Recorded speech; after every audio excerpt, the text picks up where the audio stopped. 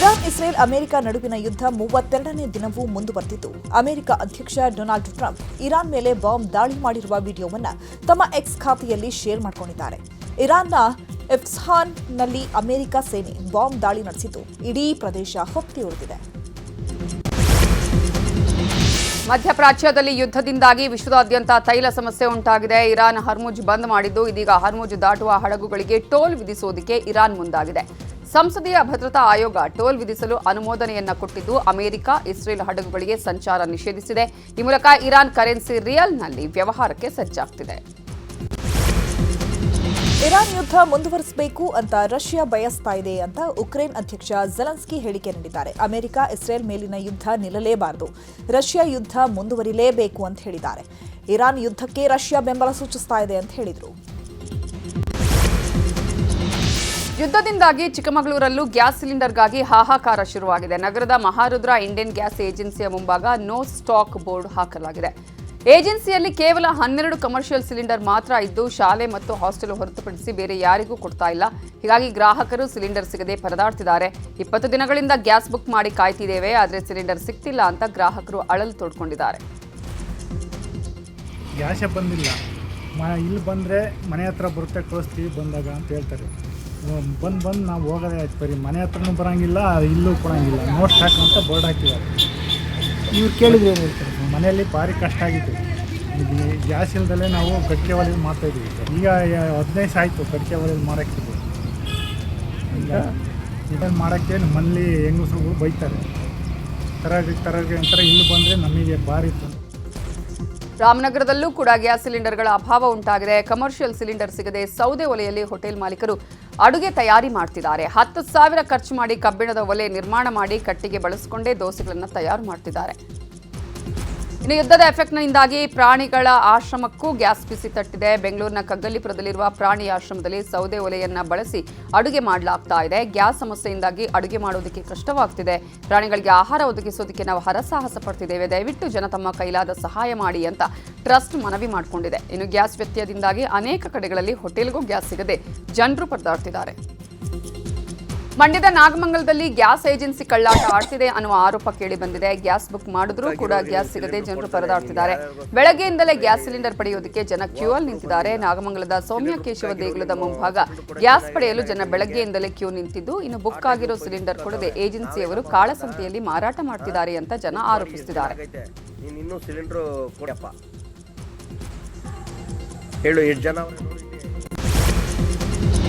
Gas ಅಭಾವ ಹಿನ್ನೆಲೆ ಕೆಲ ಬಂಕ್ಗಳಲ್ಲಿ ಆಟೋ ಗ್ಯಾಸ್ ದರ ಹೆಚ್ಚಳ ಮಾಡ್ತಿರುವುದಕ್ಕೆ ಆಟೋ ಚಾಲಕರು ರೊಚ್ಚಿಗೆದ್ದಿದ್ದಾರೆ.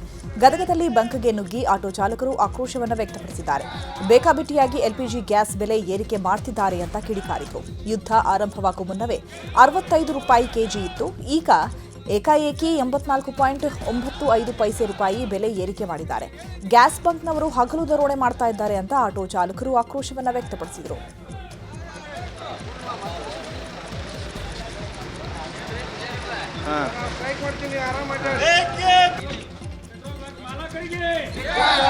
ಭಾಳಿಂದ ಹೆಚ್ಚಿಗೆ ಆಗ್ಬಿಟ್ಟೈತೆ ಸರ್. ಈಗ ಒಂದು ಗ್ಯಾಸ್ಗೆ ಹೋದ್ರೆ ಸರ್ ಫಸ್ಟ್ ನಾವು ಒಂದು ಸತ ಹಾಕಿಸ್ಬೇಕಂದ್ರೆ 60 ರೂಪಾಯಿ ಐತೆ ಸರ್, 59 ರೂಪಾಯಿ 50 ಪೈಸೆ ಐತೆ ಸರ್. ಈಗ ಒಮ್ಮಿದ್ದೊಮ್ಮಕ್ಲೆ ಅವ್ರು ಏನೋ 4 ರೂಪಾಯಿ ಹೆಚ್ಚಿಗೆ ಮಾಡಿ ಆಮೇಲೆ ಮತ್ತೆ 4 ರೂಪಾಯಿ ಹೆಚ್ಚಿಗೆ ಮಾಡಿದ್ರೆ ಹೆಚ್ಚಿಗೆ ಆಗುತ್ತಲ್ಲ ಸರ್. ನಮ್ಮ ಆಟೋದವ್ರಿಗೆ ಭಾಳ ಕಷ್ಟ ಆಗುತ್ತೆ ಸರ್. 4 ರೂಪಾಯಿ ಹೆಚ್ಚಿಗೆ ಆದ್ರೆ ಏನು ಅನ್ಸಂಗಿಲ್ಲ ಸರ್. ಒಮ್ಮಕ್ಲೆ 15 ರೂಪಾಯಿ ಹೆಚ್ಚಿಗೆ ಏರಿಸ್ಬಿಟ್ರೆ ಸರ್, ಅದು ನಮಗೆ ಭಾಳ ತ್ರಾಸ ಆಗ್ಬಿಟ್ಟೈತೆ ಸರ್. ಮೊದಲು 59 ರೂಪಾಯಿ ಲೀಟ್ರ್ ಗ್ಯಾಸ್ ಇತ್ತು, ಆಮ್ಯಾಗ 64 ಆಯ್ತು, ಆಮ್ಯಾಗ 74 ಆಯ್ತು, ಆಮ್ಯಾಗ 84 ಆಯ್ತು. ಈಗ ಒಮ್ಮೆದೊಮ್ಮಕ್ಲೆ 99 9 ಪೈಸೆ ಆಗೈತಿ. ಹಿಂಗಾದ್ರೆ ನಮ್ಮ ಆಟೋದ್ರ ಪರಿಸ್ಥಿತಿ ಯಾರು ಕೇಳೋರು ಯಾರೂ ಇಲ್ಲ. ಅಂಥ ಪರಿಸ್ಥಿತಿ ನಮ್ಗೈತಿ. ಈಗ ನಾವು ಇಷ್ಟೆಲ್ಲ ಕ್ಯೂ ಹಚ್ಕೊಂಡು 1 ತಾಸು ಆಯ್ತು ಇಲ್ಲಿ ನಿಂತು, ಇನ್ನಾದರೂ ಬೋಣಿಗಿಲ್ಲ ನಮ್ಮ ಆಟೋದ್ದು. ಗ್ಯಾಸಿಂಗ್ ರೇಟ್ ಜಾಸ್ತಿ ಆದ್ರೆ ಮೈಲೇಜ್ ಕೊಡೋದು 16 ಮೈಲೇಜ್ ಕೊಡ್ತಾವೆ ನಮ್ಮ ಆಟೋ. 100 ರೂಪಾಯಿ ಗ್ಯಾಸ್ ಹಾಕಿ 15 ಕಿಲೋಮೀಟರ್ಸ್ ಏನು ಉಳಗಿಲ್ಲ. ಹುಬ್ಬಳ್ಳಿಯಲ್ಲೂ ಆಟೋ ಗ್ಯಾಸ್ ಕೊರತೆ ಉಂಟಾಗಿದೆ. 4ಕ್ಕೂ ಹೆಚ್ಚು ಬಂಕ್ಗಳು ಬಂದ್ ಆಗಿದ್ದು, ಇರುವಂತಹ ಬಂಕ್ಗಳಲ್ಲಿ ಆಟೋ ಗ್ಯಾಸ್ಗಾಗಿ ಚಾಲಕರು ಮುಗಿಬಿದ್ದಿದ್ದಾರೆ. ಗಿರಣಿ ಚಾಳ್ ಬಳಿಯ ಪ್ರೊಪೆಲ್ ಬಂಕ್ ಬಳಿ ನೂಕುನುಗ್ಗಲು ಉಂಟಾಗಿದ್ದು, ಕೆಲವೆಡೆ ದಿಢೀರ್ ದರ ಕೂಡ ಏರಿಕೆ ಮಾಡಿದ್ದಾರೆ. ದುಬಾರಿ ದರ ಖಂಡಿಸಿ ಆಟೋ ಚಾಲಕರು ಬಂಕ್ ಮಾಲೀಕರ ವಿರುದ್ಧ ಆಕ್ರೋಶವನ್ನು ವ್ಯಕ್ತಪಡಿಸಿದ್ದಾರೆ. ಧಾರವಾಡದಲ್ಲೂ ಯುದ್ಧದಿಂದಾಗಿ ಸಿಲಿಂಡರ್ ಸಮಸ್ಯೆ ಉಂಟಾಗಿದ್ದು ಎಸ್ಎಸ್ಎಲ್ಸಿ ನವೋದಯ ಸೇರಿದಂತೆ ಹಲವು ವಿಭಾಗಗಳಲ್ಲಿ ವಿದ್ಯಾರ್ಥಿಗಳಿಗೆ ಕೋಚಿಂಗ್ ಕೊಡುವ ಕೇಂದ್ರಗಳು ಸಂಕಷ್ಟಕ್ಕೀಡಾಗಿವೆ. ಹೀಗಾಗಿ ಕೋಚಿಂಗ್ ಕೇಂದ್ರಗಳಲ್ಲಿ ವಿದ್ಯಾರ್ಥಿಗಳ ಸಂಖ್ಯೆಯನ್ನು ಮಾಲೀಕರು ಇಳಿಸಿದ್ದಾರೆ. 20% ವಿದ್ಯಾರ್ಥಿಗಳ ಸಂಖ್ಯೆಯನ್ನ ಇಳಿಸಲಾಗಿದ್ದು ವಿದ್ಯಾರ್ಥಿಗಳಿಗೆ ಊಟದ ವ್ಯವಸ್ಥೆ ಮಾಡೋದಕ್ಕೆ ಸಮಸ್ಯೆ ಆಗಿರುವುದರಿಂದ ಬೇಡಿಕೆ ಇದ್ರೂ ವಿದ್ಯಾರ್ಥಿಗಳಿಗೆ ಪ್ರವೇಶ ನೀಡಲಾಗ್ತಿಲ್ಲ. ಹೀಗಾಗಿ ಸರ್ಕಾರ ಈ ಸಮಸ್ಯೆಯನ್ನು ಬಗೆಹರಿಸಬೇಕು ಅಂತ ಕೋಚಿಂಗ್ ಮಾಲೀಕರು ಮನವಿಯನ್ನ ಮಾಡಿಕೊಂಡಿದ್ದಾರೆ. ಸಂಖ್ಯೆಯಲ್ಲಿ ಅಡ್ಮಿಷನ್ ತೊಗೋಬೇಕಪ್ಪ ಅಂತಂದ್ರೆ ಈ LPG ಪೂರೈಕೆದ ಒಂದು ಟೆನ್ಷನ್ ಆಗ್ತಾ ಇದೆ. ರಾಜ್ಯ ಸರ್ಕಾರಕ್ಕೆ ಮತ್ತು ಕೇಂದ್ರ ಸರ್ಕಾರಕ್ಕೆ ನನ್ನೊಂದು ವಿನಂತಿ ಏನಪ್ಪ ಅಂತಂದರೆ, ನಮ್ಮ ಎಸ್ಪೆಷಲಿ ಈ ವಿದ್ಯಾಕಾಶ ಇರ್ಬೋದು ಅಥವಾ ಈ ಶಿಕ್ಷಣ ಸಂಬಂಧಪಟ್ಟಂಥ ಹಾಸ್ಟೆಲ್ ಇರ್ಬೋದು, ಕಾಲೇಜ್ ಇರ್ಬೋದು, ಇಲ್ಲಿ ಧಾರವಾಡದಾಗ ಭಾಳ ಅವ, 2 ಯೂನಿವರ್ಸಿಟಿ ಅವ, 100 ಕಾಂಪಿಟೇಟಿವ್ ಕ್ಲಾಸಸ್ ಅವೆ. ಸೊ ಮತ್ತೊಮ್ಮೆ ಮನವಿ ಮಾಡ್ಕೋತೀನಿ ರಾಜ್ಯ ಸರ್ಕಾರಕ್ಕೆ ಮತ್ತು ಕೇಂದ್ರ ಸರ್ಕಾರಕ್ಕೆ, ಈ ಭಾಗಕ್ಕೆ ಹೆಚ್ಚಿನ ವಾಣಿಜ್ಯ ಸಿಲಿಂಡರ್ಗಳನ್ನು ಪೂರೈಕೆ ಮಾಡಿದ್ರೆ ನಾವಿನ್ನು ಇದನ್ನು ಚೆನ್ನಾಗೇ ಮಾಡ್ಕೊಂಡು ಹೋಗ್ಬೋದು. ಸಿಲಿಂಡರ್ ಕಡಿಮೆ ಬಂದಿದ್ದ ಕಾರಣ ನಾವು ಅಡ್ಮಿಷನ್ ತೊಗೋಬೇಕಾದ್ರೆ ಸ್ವಲ್ಪ ಹಿಂದೆ ಮುಂದೆ ಮಾಡ್ತಾಯಿದ್ದೇವೆ. ಏನಾರ ಪೂರೈಕೆ ನಮಗೆ ಭರವಸೆ ಬಂತಪ್ಪ ಅಂದ್ರೆ ಇನ್ನೂ ಹೆಚ್ಚಿನ ಸಂಖ್ಯೆಯಲ್ಲಿ ಅಡ್ಮಿಷನ್ ತೊಗೊಂಡು ಒಳ್ಳೆಯ ಶಿಕ್ಷಣ ಕೊಡಲು ನಾವು ಪ್ರಯತ್ನ ಮಾಡ್ತೀವಿ. ಮಂಡ್ಯದ ನಾಗಮಂಗಲ ಪಟ್ಟಣದಲ್ಲಿ ಗ್ಯಾಸ್ ಏಜೆನ್ಸಿ ಕಳ್ಳಾಟ ಬಯಲಾಗಿದೆ. ಗ್ಯಾಸ್ ಬುಕ್ ಮಾಡಿದ್ರೂ ಗ್ಯಾಸ್ ಸಿಲಿಂಡರ್ ಸಿಗದೆ ಜನರು ಪರದಾಡ್ತಿದ್ದಾರೆ. ಪಟ್ಟಣದ ಸೌಮ್ಯ ಕೇಶವ ದೇಗುಲದ ಮುಂಭಾಗ ಗ್ಯಾಸ್ಗಾಗಿ ಜನರು ಸರತಿ ಸಾಲಲ್ಲಿ ನಿಂತಿದ್ದಾರೆ. ಆದರೆ ಬುಕ್ ಆಗಿರೋ ಸಿಲಿಂಡರ್ ಜನರಿಗೆ ಕೊಡದೆ ಏಜೆನ್ಸಿಯವರು ಕಾಳಸಂತೆಯಲ್ಲಿ ಮಾರಾಟ ಮಾಡುತ್ತಿದ್ದಾರೆ ಎಂಬ ಆರೋಪ ಕೇಳಿಬಂದಿದೆ.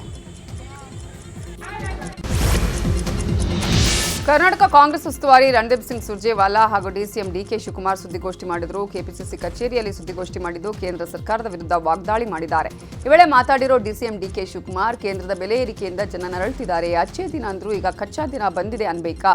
ಟೋಲ್ ದರ ಹೆಚ್ಚಿಸಿದ್ದಾರೆ. ಔಷಧಿಗಳ ಬೆಲೆ ಏರಿಕೆಯಾಗಿದೆ. 12% GST ಹಾಕ್ತಿದ್ದಾರೆ. ಕಬ್ಬಿಣದ ಬೆಲೆ, ಸಿಮೆಂಟ್ ಬೆಲೆ, ಏರ್ ಕಂಡೀಷನರ್, ಕೂಲರ್ 15% ವಿಮಾನದ ಟಿಕೆಟ್ ದರ ಏರಿಕೆ ಮಾಡಿದ್ದಾರೆ. ಸೌದೆ ಮುಕ್ತ ಭಾರತ ಅಂತ ಹೇಳಿ ರೂಢಿ ಮಾಡಿ ಈಗ ಸಿಟಿ ಹಾಗೂ ಹಳ್ಳಿಯಲ್ಲಿಯೂ ಸೌದೆ ಉಪಯೋಗಿಸುವ ಸ್ಥಿತಿ ಇದೆ. ಕೇಂದ್ರ ಸರ್ಕಾರದ ಸೌದೆ ಭಾಗ್ಯವನ್ನ ಕೇಂದ್ರ ಸರ್ಕಾರ ಕೊಟ್ಟಿದೆ ಅಂತ ವಾಗ್ದಾಳಿ ಮಾಡಿದ್ದಾರೆ.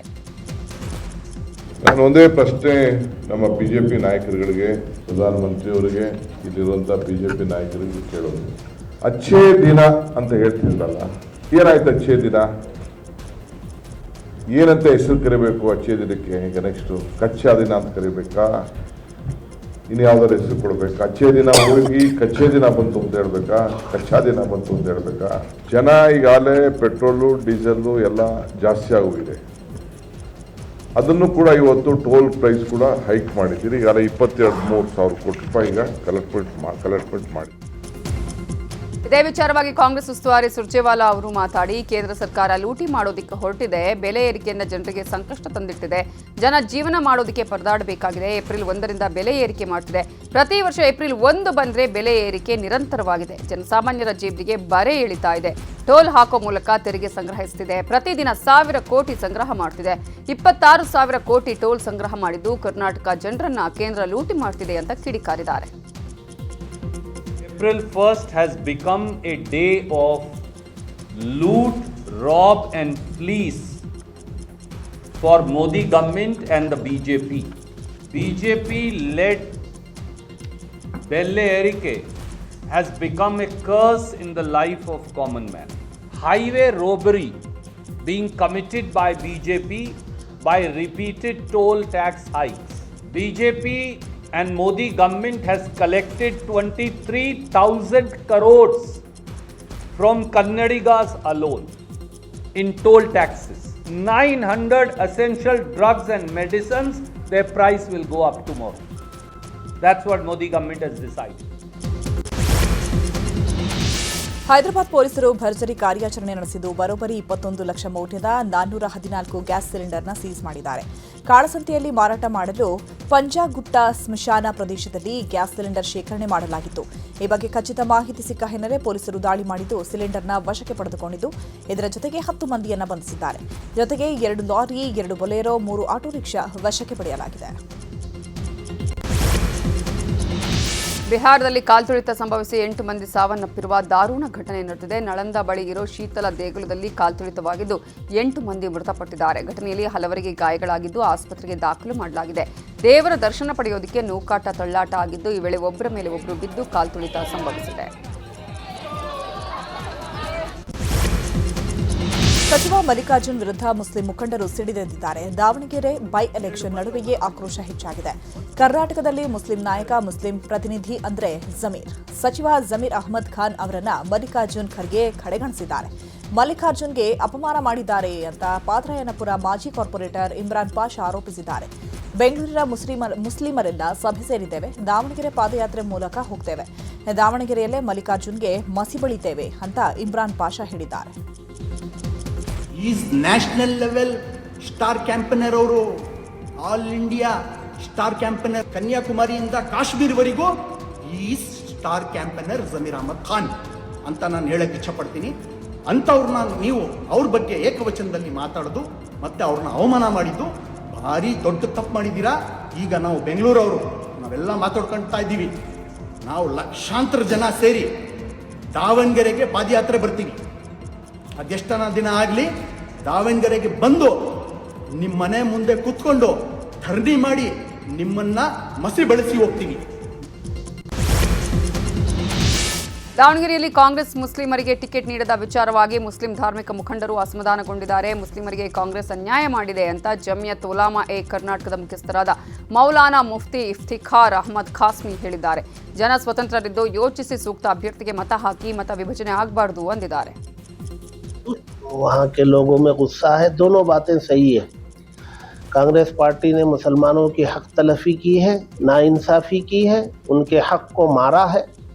और ये मौका था कि उसको ये हक दे करके वो और करीब करती मुसलमानों को, और उसने बजाय इसके कि और दूर कर दिया.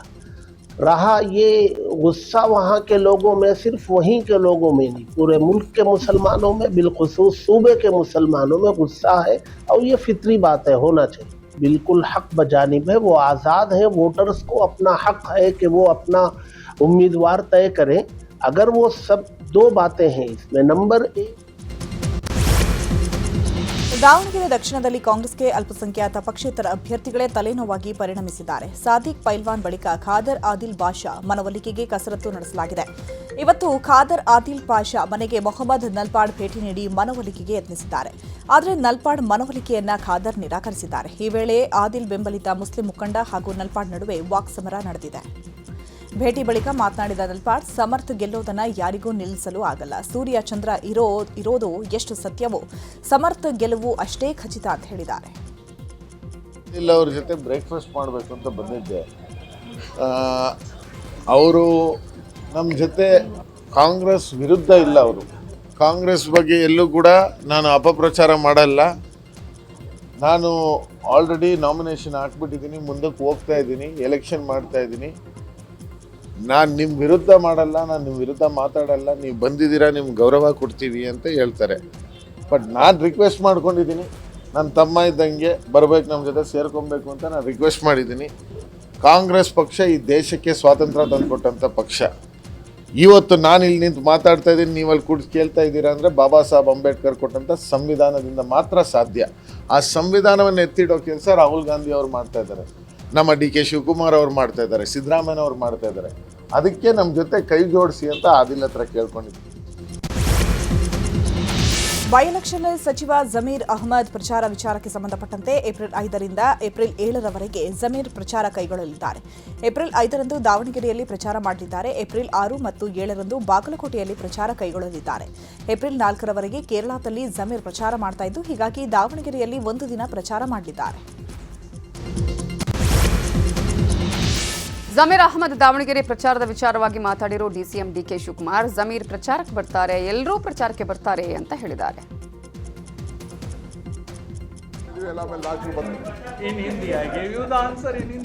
ಎಲ್ಲ ಬರ್ತಾರೆ ನಡಿಯಪ್ಪ, ಅವ್ರ ಡ್ಯೂಟಿ ಬೇರೆ ಎಲ್ಲ ಡ್ಯೂಟಿ ಕೊಟ್ಟಿದ್ದೀವಿ, ಎಲ್ಲ ಮೇಲೆ ಲಾಸ್ಟ್ಗೆ ಬರ್ತಾರೆ. ಎಲ್ಲ ಬರ್ತಾರೆ ನಡಿಯಪ್ಪ, ಅವ್ರ ಡ್ಯೂಟಿ ಬೇರೆ ಎಲ್ಲ ಡ್ಯೂಟಿ ಕೊಟ್ಟಿದ್ದೀವಿ, ಎಲ್ಲ ಮೇಲೆ ಲಾಸ್ಟ್ಗೆ ಬರ್ತಾರೆ. ಎಲ್ಲ ಬರ್ತಾರೆ ನಡಿಯಪ್ಪ, ಅವ್ರ ಡ್ಯೂಟಿ ಬೇರೆ ಎಲ್ಲ ಡ್ಯೂಟಿ ಕೊಟ್ಟಿದ್ದೀವಿ, ಎಲ್ಲ ಮೇಲೆ ಲಾಸ್ಟ್ಗೆ ಬರ್ತಾರೆ. ದಾವಣಗೆರೆ ಬೈ ಎಲೆಕ್ಷನ್ ರಣಾಂಗಣ ರಂಗೇರಿದ್ದು, ದಾವಣಗೆರೆ ನಗರಕ್ಕೆ DCM DK ಶಿವಕುಮಾರ್ ಹಾಗೂ ರಣದೀಪ್ ಸುರ್ಜೇವಾಲಾ ಆಗಮಿಸಿದ್ದಾರೆ. ವಿಶೇಷ ಹೆಲಿಕಾಪ್ಟರ್ ಮೂಲಕ ಇಬ್ಬರು ನಾಯಕರು ಆಗಮಿಸಿದ್ದು, ಇವತ್ತು ಸ್ಥಳೀಯ ನಾಯಕರೊಂದಿಗೆ ಮಹತ್ವದ ಚರ್ಚೆ ನಡೆಸುವ ಸಾಧ್ಯತೆ ಇದೆ. ಬಾಗಲಕೋಟೆ ಉಪಚುನಾವಣೆ ಹಿನ್ನೆಲೆ ಕಾಂಗ್ರೆಸ್ ಅಭ್ಯರ್ಥಿ ಪರ ಸಿಎಂ ಸಿದ್ದರಾಮಯ್ಯ ಭರ್ಜರಿ ಪ್ರಚಾರ ಮಾಡುತ್ತಿದ್ದು ಆಲಮಟ್ಟಿಯಿಂದ ಮುಗಳೊಳ್ಳಿ ಗ್ರಾಮಕ್ಕೆ ಬಂದಿರೋ ಸಿಎಂ ಕಾಂಗ್ರೆಸ್ ಅಭ್ಯರ್ಥಿ ಉಮೇಶ್ ಮೇಟಿ ಪರ ಪ್ರಚಾರ ಮಾಡುತ್ತಿದ್ದಾರೆ. ವೇದಿಕೆಯ ಕಾರ್ಯಕ್ರಮಕ್ಕೆ ಆಗಮಿಸಿ ಭರ್ಜರಿ ಪ್ರಚಾರ ಮಾಡುತ್ತಿದ್ದಾರೆ. ಇದೇ ವೇಳೆ ಮಾತಾಡಿರುವ ಸಿಎಂ ಸಿದ್ದರಾಮಯ್ಯ, ನಾನು ಶಾಸ್ತ್ರ ಹೇಳುವವನಲ್ಲ, ಆದರೆ ಕಾಂಗ್ರೆಸ್ ಅಭ್ಯರ್ಥಿ 100ಕ್ಕೆ 100ರಷ್ಟು ಗೆಲ್ತಾರೆ. ಬಾಗಲಕೋಟೆಯಲ್ಲಿ ಪ್ರಚಾರ ಮಾಡಿದಂತೆ ದಾವಣಗೆರೆಯಲ್ಲೂ ಪ್ರಚಾರ ಮಾಡ್ತೇನೆ. ಕಾಂಗ್ರೆಸ್ ಪಕ್ಷದ ಸಿದ್ಧಾಂತದಂತೆ ಮೃತರ ಕುಟುಂಬಕ್ಕೆ ಟಿಕೆಟ್ ಕೊಡಲಾಗಿದೆ. ಕ್ಷೇತ್ರದಲ್ಲಿ ಉತ್ತಮ ವಾತಾವರಣ ಇದೆ. ಕಾಂಗ್ರೆಸ್ ಗೆಲ್ಲಿಸಲು ಬಿಜೆಪಿಯೇ ಕೆಲಸ ಮಾಡ್ತಿದೆ ಅಂತ ಹೇಳಿದ್ದಾರೆ. ವಾತಾವರಣ ಚೆನ್ನಾಗಿದೆ. ನಮ್ಮ ಮದುವೆಗೆ ಸ್ಪಂದಿಸ್ತಾ ಇದ್ದಾರೆ. ಅವ್ರ ಮಗನಿಗೆ ನಾವು ಗೆಲ್ತಾರೆ ಅಂತ ಇಲ್ಲಿ ಮಗನಿಗೆ ಅಲ್ಲಿ ಮೊಮ್ಮಗನಿಗೆ ಇಬ್ಬರು ಮನೆ ಕಳಿಸ್ತಾರೆ ಅಂತ ಹೇಳ್ಕೊಂಡು ಮನೆ ಅದು ಕಾಂಗ್ರೆಸ್ನ ಪದ್ಧತಿ. ಯಾರು ಸತ್ತಿರ್ತಾರೆ ಅವ್ರ ಮನೆಯವ್ರಿಗೆ ಟಿಕೆಟ್ ಕೊಡೋದು. ದಾವಣಗೆರೆಯಲ್ಲೂ ಶಿವಶಂಕರ ಪ್ರಸಾದ್ ಅವರ ಮೊಮ್ಮಗನಿಗೆ ಟಿಕೆಟ್ ಕೊಟ್ಟರು. ಹಾಗೆಯೇ ಇಲ್ಲಿ ಎಚ್.ವೈ. ಮೇಟಿಯವರು ಕಾರವಾರ ಅವ್ರ ಮಗನಿಗೆ ಟಿಕೆಟ್ ಕೊಟ್ಟರು. ಬಾಗಲಕೋಟೆ ಬೈ ಎಲೆಕ್ಷನ್ ಅಖಾಡ ರಂಗೇರಿದೆ. ಬಿಜೆಪಿ ಅಭ್ಯರ್ಥಿ ವೀರಣ್ಣ ಚರಂತಿಮಠ ಭರ್ಜರಿ ಪ್ರಚಾರ ಮಾಡುತ್ತಿದ್ದಾರೆ. ನಗರ ಪ್ರದೇಶದಲ್ಲಿ ಪ್ರಚಾರ ಮಾಡಲಾಗ್ತಾ ಇದ್ದು, ಬಿಜೆಪಿ ಅಭ್ಯರ್ಥಿ ಪರ ಶಾಸಕ ಸಿದ್ದು ಸವದಿ, ಛಲವಾದಿ ನಾರಾಯಣಸ್ವಾಮಿ ಕೂಡ ಪ್ರಚಾರಕ್ಕಿಳಿದಿದ್ದಾರೆ. ಬಾಗಲಕೋಟೆಯಲ್ಲಿ ಮೇಲ್ಮನೆ ವಿಪಕ್ಷ ನಾಯಕ ಛಲವಾದಿ ನಾರಾಯಣಸ್ವಾಮಿ ಸುದ್ದಿಗೋಷ್ಠಿ ನಡೆಸಿದ್ದಾರೆ. ಈ ವೇಳೆ ಮಾತನಾಡಿದ ಅವರು, ಸಿಎಂ ಸಿದ್ದರಾಮಯ್ಯ ಅವರ ಚೇಲಾಗಳು ಧಮ್ಕಿ ರಾಜಕೀಯ ಮಾಡ್ತಿದ್ದಾರೆ ಅಂತ ಆರೋಪಿಸಿದರು. ಅಲ್ಲದೆ ಸೋಲಿನ ಭೀತಿಯಿಂದ 5 ದಿನ ಸಿಎಂ ಪ್ರಚಾರ ಮಾಡ್ತಿದ್ದಾರೆ. ಇದು ಮಧ್ಯಂತರ ಚುನಾವಣೆ. ಸೋಲಿನ ಭೀತಿ ಕಾಂಗ್ರೆಸ್ಗಿದೆ. ಎಲೆಕ್ಷನ್ನಲ್ಲಿ ಸೋತ್ರೆ ಸಿಎಂ ಸ್ಥಾನದಿಂದ ತೆಗೆದುಹಾಕ್ತಾರೆ. ಸಿಎಂ ಕುರ್ಚಿಯಲ್ಲಿ ಡಿಕೆಶಿ ತಂದು ಕೂರಿಸ್ತಾರೆ ಅಂತ ಸಿಎಂ ಅಂದ್ಕೊಂಡಿದ್ದಾರೆ. ಹಾಗಾಗಿ 5 ದಿನಗಳ ಕಾಲ ಪ್ರಚಾರ ಮಾಡ್ತಿದ್ದಾರೆ. ಆಡಳಿತ ಯಂತ್ರವನ್ನ ಎರಡೂ ಕ್ಷೇತ್ರದಲ್ಲಿ ದುರುಪಯೋಗ ಮಾಡಿಕೊಳ್ತಿದ್ದಾರೆ ಅಂತ ಹೇಳಿದರು.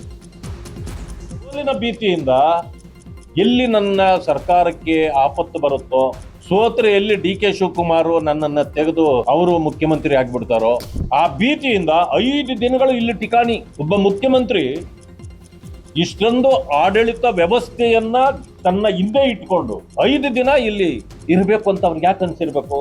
ಇಡೀ ಸರ್ಕಾರ. ದಾವಣಗೆರೆ ಬೈ ಎಲೆಕ್ಷನ್ ಹಿನ್ನೆಲೆ ಬಿಜೆಪಿ ವಿಪಕ್ಷ ನಾಯಕ ಆರ್ ಅಶೋಕ್ ಸುದ್ದಿಗೋಷ್ಠಿ ನಡೆಸಿ ಚುನಾವಣಾ ಪ್ರಣಾಳಿಕೆಯನ್ನು ಬಿಡುಗಡೆ ಮಾಡಿದ್ದಾರೆ. ತಮ್ಮ ಪ್ರಣಾಳಿಕೆಯಲ್ಲಿ ಜನರಿಗೆ 12 ಭರವಸೆಗಳನ್ನು ಕೊಟ್ಟಿದ್ದಾರೆ. ಬಳಿಕ ಮಾಧ್ಯಮಗಳಿಗೆ ಮಾತಾಡಿರುವ ಆರ್ ಅಶೋಕ್, ದಾವಣಗೆರೆ ಕ್ಷೇತ್ರ ಮಾದರಿ ಕ್ಷೇತ್ರ ಮಾಡುವ ಗುರಿ ಇದೆ. ಕುಡಿಯುವ ನೀರು, ಆರೋಗ್ಯ, ಶಿಕ್ಷಣಕ್ಕೆ ಹೆಚ್ಚಿನ ಒತ್ತು ಕೊಡಲಾಗುತ್ತೆ. ಕಾಂಗ್ರೆಸ್ನವರು ಮುಸ್ಲಿಮರಿಗೆ ತಣ್ಣೀರೆರಚಿದ್ದಾರೆ. ಹೀಗೆ ಮುಂದುವರಿದರೆ ಮುಂದಿನ ದಿನಗಳಲ್ಲಿ ಮುಸ್ಲಿಮರಿಗೆ ಅವಕಾಶವೇ ಇಲ್ಲದಂತಾಗುತ್ತೆ. ಒಂದೇ ಮನೆಯಲ್ಲಿ 3 ಜನ ಅಧಿಕಾರದಲ್ಲಿ ಇದ್ರೆ ದರ್ಪ ಹೆಚ್ಚುತ್ತೆ. ಸರ್ವಾಧಿಕಾರವನ್ನು ಧಿಕ್ಕರಿಸಿ ಶ್ರೀನಿವಾಸ ದಾಸಕರಿಯಪ್ಪಗೆ ಮತ ಹಾಕಿ ಅಂತ ಆರ್ ಅಶೋಕ್ ಮನವಿ ಮಾಡಿದ್ದಾರೆ. ಜನ ಅರ್ಥ ಮಾಡ್ಕೊಳ್ಳಿ. ಡೆವಲಪ್ಮೆಂಟ್ ನಮಗೆ ಜನಕ್ಕೆ ಏನು ಬೇಕಾಗಿರೋದು ಅಭಿವೃದ್ಧಿ ಆಗಬೇಕು. ಜನ ಹೋದಾಗ ರೆಸ್ಪಾಂಡ್ ಮಾಡಬೇಕು, ವಿನಯದಿಂದ ರೆಸ್ಪಾಂಡ್ ಮಾಡಬೇಕು. ಆ ಥರದ ವ್ಯವಹಾರ ಇದೆಯಾ ಇವ್ರ ಹತ್ರ? ಏನೂ ಇಲ್ಲ. ಒಂದೇ ಮನೆಯಲ್ಲಿ 3 ಜನ ಇದ್ದರೆ ಅಧಿಕಾರದ ದರ್ಪ ಜಾಸ್ತಿ ಆಗ್ತೈತೆ, ಇನ್ನಷ್ಟು ದೌರ್ಜನ್ಯ ಜಾಸ್ತಿ ಆಗ್ತೈತೆ, ಕಾರ್ಯಕರ್ತರ ಮಾತಾಡುವಂಥ ಸ್ಟೈಲು ಚೇಂಜ್ ಆಗೋತದೆ. ನಾಳೆ ಲಿಂಗೈಕ್ಯ ಶ್ರೀ ಶಿವಕುಮಾರ ಮಹಾಸ್ವಾಮಿಗಳ 119ನೇ ಜನ್ಮ ದಿನೋತ್ಸವ ಹಿನ್ನೆಲೆ ತುಮಕೂರಿನ ಸಿದ್ಧಗಂಗಾ ಮಠಕ್ಕೆ ಮಾಜಿ ಮುಖ್ಯಮಂತ್ರಿ ಬಿಎಸ್ ಯಡಿಯೂರಪ್ಪ ಭೇಟಿ ನೀಡಿ ಶ್ರೀಗಳ ಗದ್ದುಗೆಗೆ ಪೂಜೆ ಸಲ್ಲಿಸಿದ್ದಾರೆ. ಬಳಿಕ ಸಿದ್ಧಗಂಗಾ ಮಠಾಧ್ಯಕ್ಷ ಸಿದ್ದಲಿಂಗ ಶ್ರೀಗಳನ್ನು ಭೇಟಿ ಮಾಡಿ ಶ್ರೀಗಳ ಆಶೀರ್ವಾದವನ್ನು ಪಡೆದುಕೊಂಡಿದ್ದಾರೆ. ಭೂಸ್ವಾಧೀನಕ್ಕೆ ವಿರೋಧಿಸಿ ಸರ್ಕಾರದ ವಿರುದ್ಧ ಬೃಹತ್ ಟ್ರ್ಯಾಕ್ಟರ್ ರ್ಯಾಲಿ ಮಾಡಲಾಗುತ್ತಿದ್ದು, ಬೆಂಗಳೂರು ಗ್ರಾಮಾಂತರ ಜಿಲ್ಲೆಯ ದೊಡ್ಡ ಬೆಳವಂಗಲ, ಚಿಕ್ಕ ಬೆಳವಂಗಲ, ಸೊನ್ನೇನಹಳ್ಳಿ, ನಾರನಹಳ್ಳಿ, ರಾಂಪುರ ಗ್ರಾಮಗಳ ಭೂಸ್ವಾಧೀನಕ್ಕೆ ಸಿದ್ಧತೆಯನ್ನು ಕೈಗೊಳ್ಳಲಾಗಿದೆ. ಇದನ್ನು ವಿರೋಧಿಸಿ 100ಕ್ಕೂ ಹೆಚ್ಚು ರೈತರು ಟ್ರ್ಯಾಕ್ಟರ್ ರ್ಯಾಲಿ ಮಾಡುತ್ತಿದ್ದಾರೆ. ದೊಡ್ಡ ಬೆಳವಂಗಲದಿಂದ ತಾಲೂಕು ಕಚೇರಿವರೆಗೆ ರ್ಯಾಲಿ ಮಾಡಲಿದ್ದು, ತಾಲೂಕು ಕಚೇರಿಗೆ ರೈತರು ಮುತ್ತಿಗೆ ಹಾಕಲಿದ್ದಾರೆ. ಈ ವೇಳೆ ಯಾವುದೇ ಅಹಿತಕರ ಘಟನೆ ನಡೆಯದ ಹಾಗೆ ಪೊಲೀಸ್ ಬಿಗಿ ಬಂದೋಬಸ್ತ್ ಮಾಡಲಾಗಿದೆ.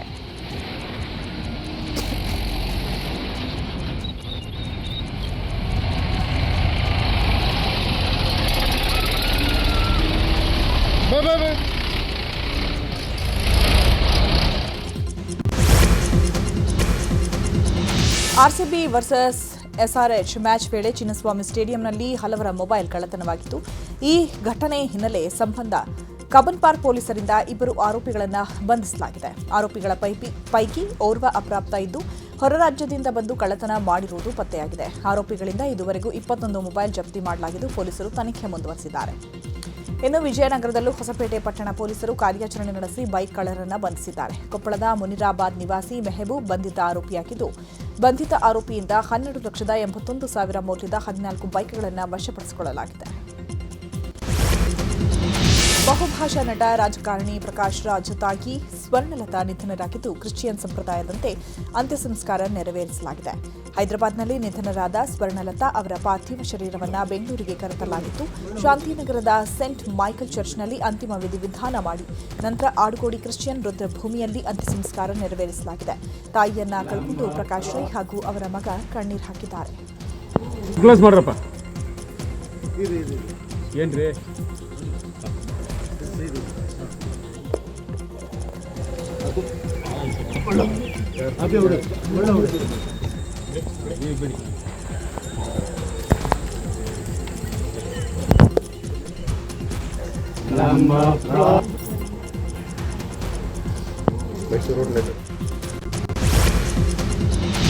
ಸ್ಯಾಂಡಲ್ವುಡ್ನ ಕ್ರೇಜಿ ಕ್ವೀನ್ ರಕ್ಷಿತಾ ಪ್ರೇಮ್ ಇವತ್ತು ಹುಟ್ಟುಹಬ್ಬ ಸಂಭ್ರಮದಲ್ಲಿದ್ದು, ಫ್ಯಾಮಿಲಿ ಹಾಗೂ ಸ್ನೇಹಿತರ ಜೊತೆಗೆ ರಕ್ಷಿತಾ ಹುಟ್ಟುಹಬ್ಬ ಆಚರಿಸಿಕೊಂಡಿದ್ದಾರೆ. ಬರ್ತ್ಡೇ ಸಂಭ್ರಮಿಸಿ ತಮ್ಮನ ಹೊಸ ಸಿನಿಮಾ ರಕ್ಷಿತಾ ಅನೌನ್ಸ್ ಮಾಡಿದ್ದಾರೆ. ರಕ್ಷಿತಾ ಅಭಿನಯದ ತೆಲುಗಿನ ಮೊದಲ ಚಿತ್ರಕ್ಕೆ ಈಡಿಯಟ್ ಅನ್ನೋ ಟೈಟಲ್ ಇತ್ತು. ಇದೀಗ ರಾಣಾ ಅಭಿನಯದ ಸಿನಿಮಾಗೂ ಈಡಿಯಟ್ ಟೈಟಲ್ ಇಡಲಾಗಿದ್ದು, ಜೋಗಿ ಪ್ರೇಮ್ ಶಿಷ್ಯ ಮಂಜುನಾಥ್ ನಿರ್ದೇಶನದಲ್ಲಿ ಸಿನಿಮಾ ಮೂಡಿಬರಲಿದೆ.